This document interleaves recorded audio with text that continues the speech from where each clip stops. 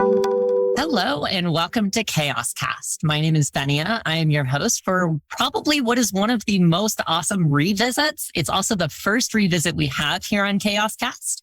I would like to welcome our new guest, Jono Bacon, who's, fun fact, not so new. Hello, everyone. It's nice to be back. I feel quite honored that I'm your first recap. Like, we're 2 years old now for Chaos. Isn't that crazy? Yeah. Before we kind of move forward from there, let's introduce our two wonderful panelists who, if you've been listening to us for those 2 years, you probably know. Georg Link. Hey, my name is Georg. Great to be back with you.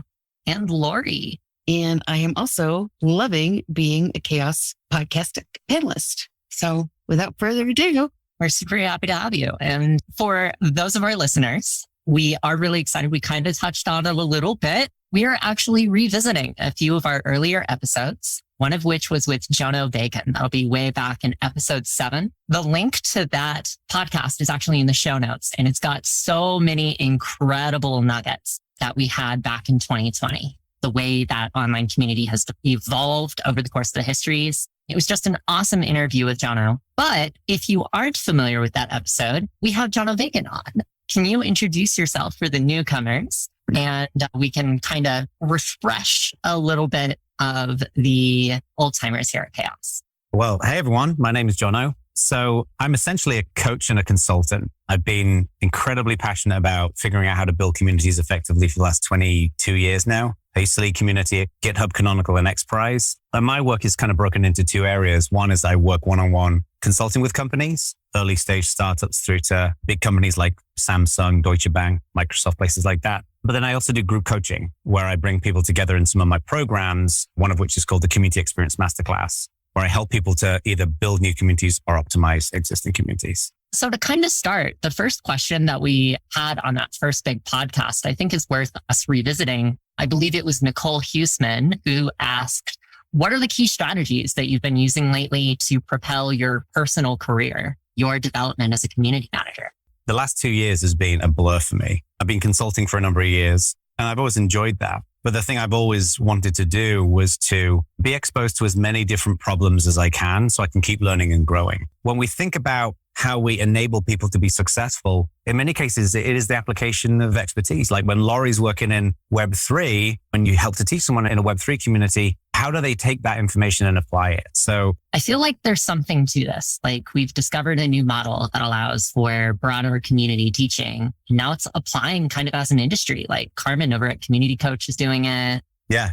is anyone else seeing too, along with this kind of a shift away from community platforms to, I wouldn't say hacking, but moving toward integrating and working with different tools as opposed to having everything centralized? And I'm wondering that this is the thing that I've just kind of been mulling about. Does that have to do with the onset of Web3? I've been skeptical of the all-in-one kind of community platforms for a while now, for a couple of reasons. One is I think if you put all of your eggs in one basket, it doesn't necessarily work as well. I'm a big believer that you have best of breed tools. I'd rather use a world-class email automation platform combined with a world-class community platform than one platform that attempts to do both, for example. The problem is you got to wire those things together, but I think the growth of the no-code movement has really helped to integrate these things much better than ever before. This is one of the reasons why I'm a prolific Zapier user. I think the all-in-one breakfast buffet, I think there's always going to be a place for that. And I think especially for people who are less technical in nature, those kinds of platforms can be really helpful.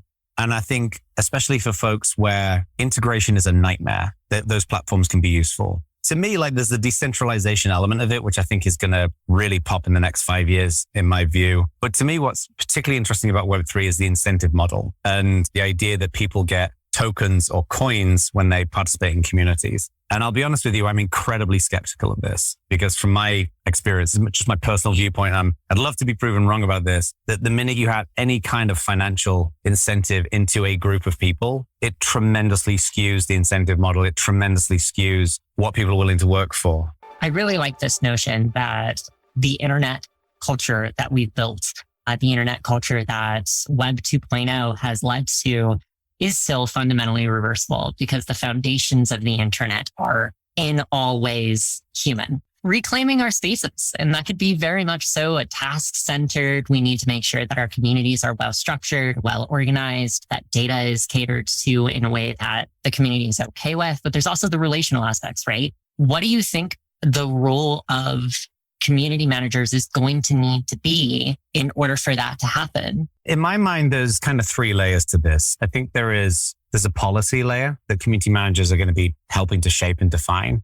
I think there's a technology layer of the tools and the services we use to deliver this. And then I think there's a influence layer. As human beings, we mimic other people's actions, how you see the actions that you want people to mimic. Base layer of any community has to be safety. And then on top of that, you then have this layer where we want creativity. And what worries me about what we're seeing on social media is that we're seeing a trend of people pick a position and then anyone who doesn't have that position is wrong, or anyone who doesn't have that position is bad. And I think we need to create environments where reasonable people can have reasonable disagreements. And I think it's incumbent on community managers to maintain that culture. I don't think that requires technology, but it requires really good judgment. And it also requires being able to counsel and guide community members who do want to kick people out or shut people down for whatever reason. We shut people down. We get rid of people when they're non-inclusive, when they're aggressive, when they're harassing people, but reasonable people should be able to have reasonable disagreements. So we had another question that I'd ask. So now that community is a teachable profession, as we wanted it to be, where does it go now? What I want to get to is where community is everywhere. And the use case in my mind, that's my dream use case, and we're not really there yet, is I want restaurants to build communities around their restaurants. But I think when they can design and build communities that give them enormous benefits, when we've got the art and the science down to a point where it's that easy to apply, consume, maintain, I feel like we'll just see community forming literally everywhere. I think the challenge in my mind is that community is still really complicated. It's still hard. It requires a very set of mindset. And I think the kind of people who will be listening to this, who are interested in communities, will share our mindset. But I want to get to a point where the guy in my local town who has this awesome pizza place, where he can build a community easily. I, for one, would like to see it become a discipline within which one can major or get a degree. I mean, Venya and I talk about this quite a bit. We believe that it belongs in the social sciences and as maybe interdisciplinary with computer science, but at some point down the road, it would be really wonderful to have that. Last time we talked about the least understood aspects of being a community manager. I imagine over the last 2 years, a lot has changed. What are today the least understood aspects of being a community manager?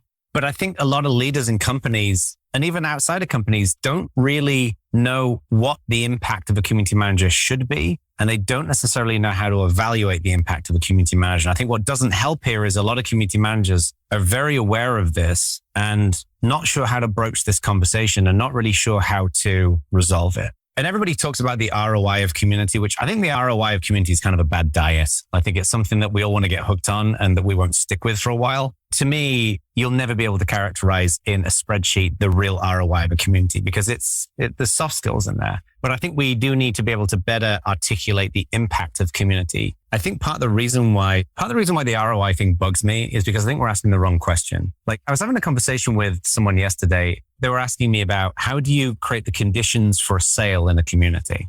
How do you sell to community members? And I was saying to them, in my mind, you don't sell to your community members. What you do is you create the conditions where you've built up so much goodwill with your community, you provide them with so much value that the conditions are right for them to go and make the sale themselves. And I think we need to reframe that conversation with leaders in companies so they can observe the phenomenon as opposed to having to explain everything crisply with a spreadsheet.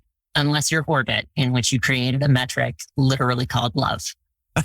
That's true. I give that community a lot of flack, but I love that team. Put it in the show notes for those who are not familiar with the Orbit model. There's also a podcast episode we have with them that I'll put in the show notes. Yeah. And if I remember correctly, we're also renewing the conversation with Patrick at some point. So look forward to that at some inordinate amount of time. Yeah.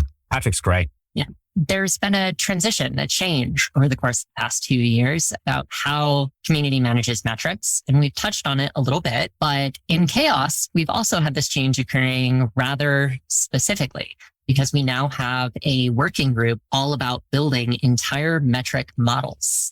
And Orbit.love, Threado, Common Room, all of these systems are building entire ecosystem-based models for measurement and metrics. Yeah. What's your opinion about that? Do you think that it's more complex? Do you think that it's kind of... I'm really excited that we're talking more and more about metrics, because for a long time, everybody was talking about goals. And I think goals are a fiction that we make up, that we wish into existence, whereas metrics are real and exist right now. There's the social bite. Right.